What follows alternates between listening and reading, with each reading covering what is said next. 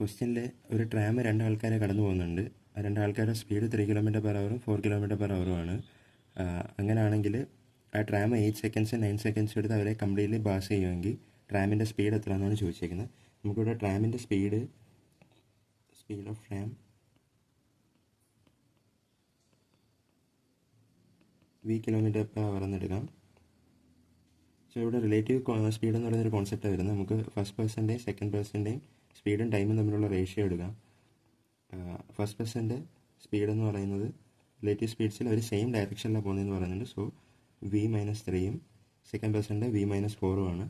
അതുപോലെ ടൈം 9 സെക്കൻഡ്സും അതുപോലെ 8 സെക്കൻഡ്സുമാണ്. സോ ഇതിൻ്റെ റേഷ്യോ എടുക്കുമ്പോൾ v-3/v-4 which is equal to 9/8. ഇതിൽ നിന്ന് നമുക്ക് v is equal to 12 km/h എന്ന് കിട്ടും. സോ നമുക്ക് സ്പീഡ് ഓഫ് ട്രാം കിട്ടി. ഇനി കണ്ടുപിടിക്കേണ്ടത് ലെങ്ത് ഓഫ് ട്രാമാണ്. അതിന് വേണ്ടിയിട്ട് നമ്മൾ ഫസ്റ്റ് പേഴ്സണെ കൺസിഡർ ചെയ്യണം.